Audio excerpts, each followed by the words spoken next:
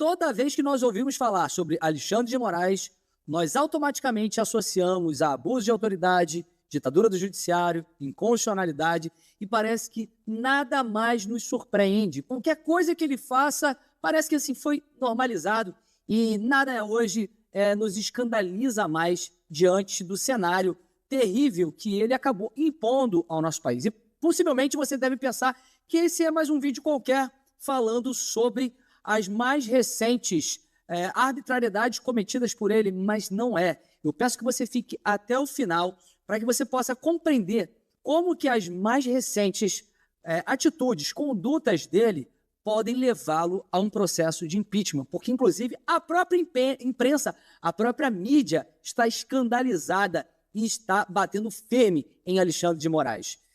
Essa matéria aqui, com certeza você já viu. Viu ontem, muita gente falando a respeito disso.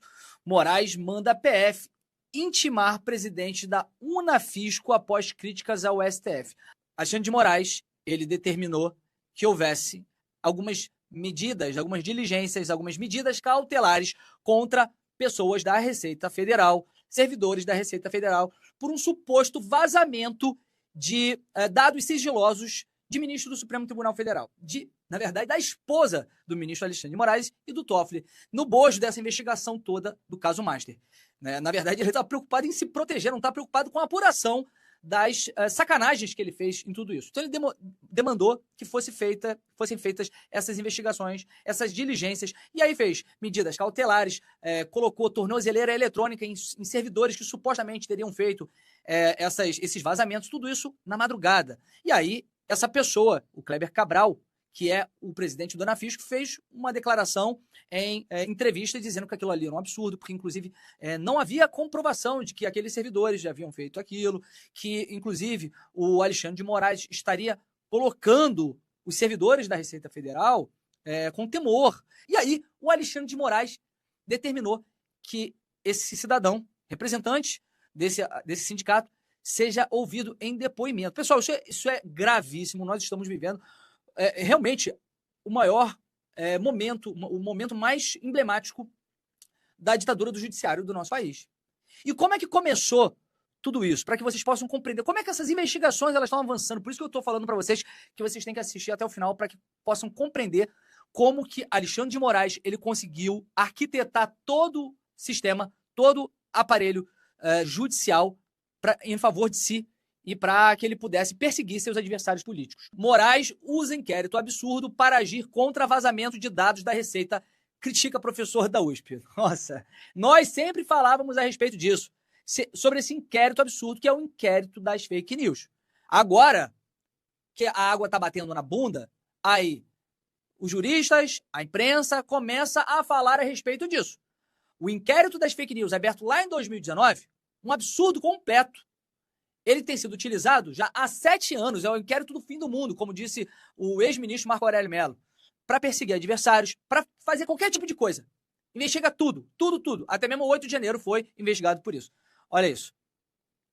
O ministro do STF voltou a atuar como vítima e investigador ao determinar uma operação da PF contra suspeitos de vazar dados da Receita Federal envolvendo integrantes da corte e seus familiares.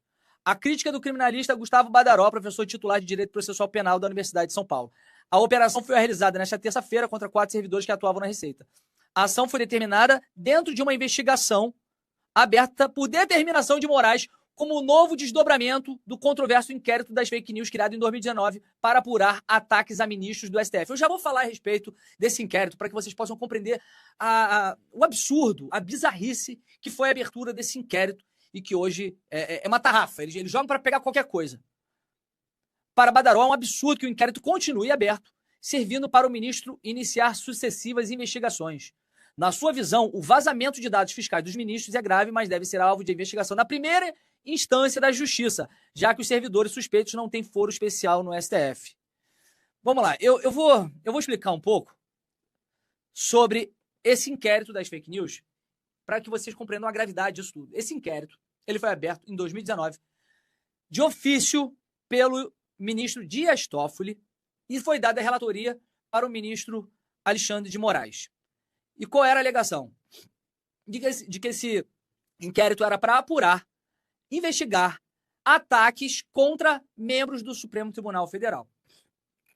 E qual é a gravidade disso, pessoal? Porque um inquérito ele não pode ser aberto de ofício pelo judiciário.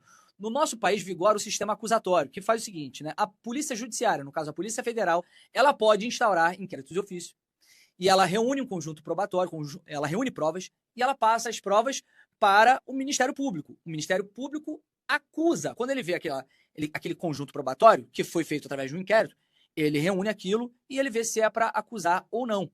E aí ele envia para a Justiça, para o Supremo Tribunal Federal, que aí ele decide se torna réu ou não. E aí, nesse caso, o Supremo Tribunal Federal, o Judiciário no nosso país, ele atua somente por provocação, vigora o princípio da inércia. Ele não pode investigar, não pode produzir prova. Nesse caso, o Supremo Tribunal Federal abriu de ofício um inquérito, ferindo o nosso sistema acusatório.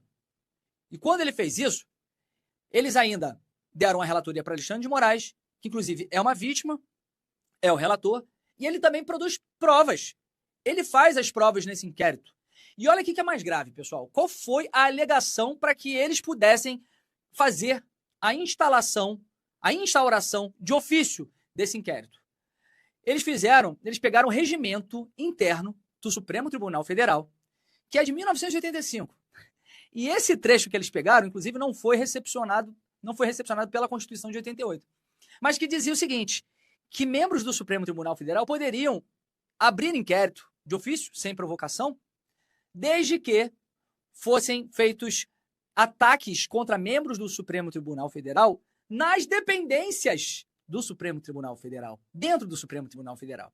E a alegação deles para que fosse feito aquilo é que, como os ataques ocorrem na internet, a internet é uma extensão do Supremo Tribunal Federal. Isso é um absurdo.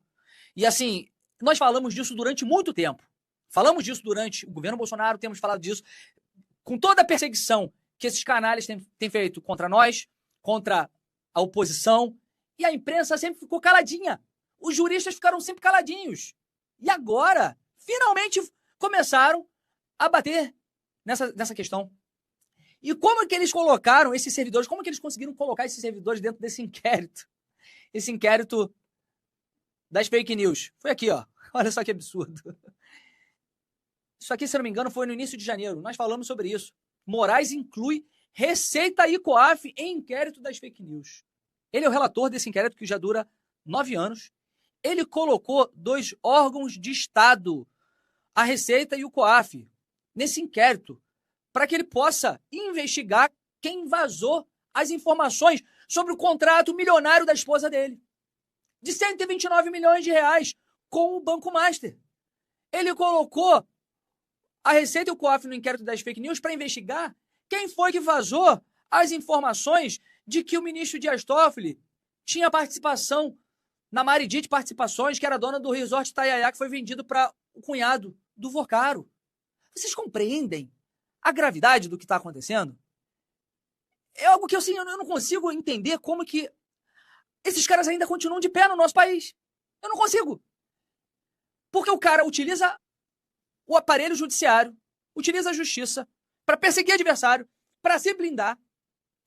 Quando tem uma investigação contra eles, ele manda fazer investigação contra os órgãos que têm a competência para fazer isso. E mais, ali o jurista estava falando que se houve vazamento, esse vazamento tem que ser, a investigação tem que ser feita na primeira instância, porque existe uma coisa que vigora no nosso país, que é o foro de prerrogativa de função. Por exemplo, eu tenho foro de prerrogativa de função. Eu sou julgado pelo Supremo Tribunal Federal. Infelizmente, o cidadão comum ele é julgado na primeira instância. Ele não é julgado pelo Supremo Tribunal Federal. Graças a essa porcaria de inquérito das fake news que foi aberto para perseguir cidadãos. Eles abrem um inquérito e como existem deputados sendo investigados no inquérito, puxa a competência para si para investigar cidadão comum. Para investigar pessoas que não têm foro de prerrogativa de função, como foi também com o 8 de janeiro. Por isso que a gente fala muitas vezes que o 8 de janeiro não tem que ter anistia, tem que ser anulado o processo, porque é totalmente ilegal, do início ao fim. Um processo que, inclusive, já começou errado, que não poderia ser instaurado de ofício os inquéritos. E aí instaurou de ofício, pegou pessoas sem foro de prerrogativa de função e agora também continua pegando pessoas sem foro de... Ou seja, Alexandre de Moraes ele pode julgar, ele pode investigar quem ele quiser no nosso país por conta dessa porcaria de inquérito das fake news. Percebam a gravidade do momento que nós estamos vivendo. Por quê? Porque eles estão preocupados com a investigação do Banco Master. Porque a esposa do Alexandre de Moraes tem contrato de 129 milhões de reais com o Banco Master, sendo que ela não tem registro de atuação nenhuma na defesa do Banco Master. Na verdade, quem foi contratado com esses 129 milhões de reais, um valor muito acima do mercado, não foi a esposa do Alexandre de Moraes, foi o próprio Alexandre de Moraes para fazer lobby na compra do Banco Master pelo BRB. Uma compra fraudulenta. E é por isso que esse momento agora é um momento em que, inclusive, a imprensa começou a bater nisso, começou a se rebelar contra essa sacanagem, sabe-se lá por quê, né? Quando era com a gente, estava tudo bem. Agora a água começou a bater na bunda e começou a se indignar. Mas é um momento que nós temos que nos manifestar, porque é uma janela de oportunidade para acontecer o impeachment desses caras. Porque nunca ficou tão descarado o quanto que esses caras têm relações totalmente espúrias, relações institucionais, e o quanto que eles vêm promovendo a ditadura do judiciário sem o menor pudor, não querem nem manter mais as aparências. É isso mesmo, eles perseguem, eles se protegem e acabou. E por isso que agora, no dia 1º de março, nós vamos às ruas. Nós temos falado sempre, fora Lula, Toffoli e Moraes. E muita gente, olha, mas vocês esqueceram do Bolsonaro. Claro que não. Bolsonaro é o nosso líder, nós temos que lutar para tirá-lo de lá. Mas não tem como a gente tirar, inclusive fazer anistia, se a gente não fizer o impeachment desses caras. Pode ser começando pelo Toffoli e depois vamos para o Moraes. Eu sempre digo, não tem outro fim para Alexandre de Moraes que não seja o impeachment. Não sei quanto tempo vai demorar para chegar até lá, mas vai. Ou vocês acham que um cara como esse, que fez tanto mal a tantas pessoas no nosso país, que perseguiu tantas pessoas, que prendeu tantas pessoas de forma injusta, que fez essa sacanagem contra o presidente Bolsonaro, que usou o aparato jurídico, judicial, para se proteger da forma que vem fazendo, que esse cara consiga concluir o cargo dele como ministro do Supremo Tribunal Federal. Ele fez muito mal a muitas pessoas, arrumou muitos inimigos. É uma questão de honra tirar Alexandre de Moraes do Supremo Tribunal Federal. Por isso, dia 1º de março, estaremos todos nas ruas por fora Lula, Moraes e Toffoli.